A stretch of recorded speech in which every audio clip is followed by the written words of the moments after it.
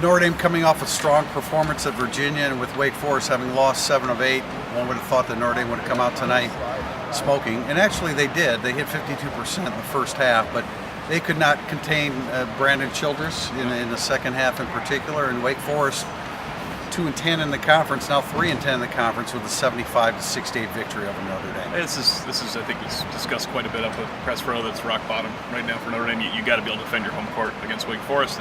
Both teams came out hot. I was thinking during the first half, it's fortunate Notre Dame is shooting like this, especially TJ Gibbs, because Wake might have pulled away right away. But Notre Dame ran exceptionally cold from beyond the arc, and really, Mike Bray pointed this out at the end of the game. They just don't have anything when it comes down to game situations. As good of a game as TJ Gibbs had on the stat sheet, 5 points in the second half, 2 made field goals, and they just can't get over the hump when they need a bucket at the end. Notre Dame just 2 of 11 in the second half from three-point range. I said they shot 52% from the field in the first half, but just 37% in the second half. And as you said, Tim, Gibbs ends up with 23. But a tough second half, and Prentice Hubb was playing a good basketball game. He had 11 points and 9 assists. He turned it over twice in the last minute, which was critical. John Mooney fell just short of his 17th double-double with 16 points and 9 assists. But the freshman that played well at Virginia, Leshewski, had a really strong second half, 9 points between him and Goodwin tonight. 26 minutes, 0 of 5 from the field, a couple points. It's just not enough, and you just can't count on any consistency.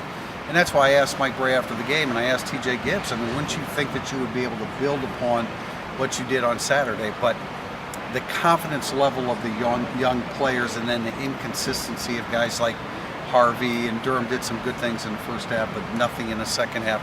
They just cannot count on carrying over from one game to the next. They need more from DJ Harvey. It's paramount.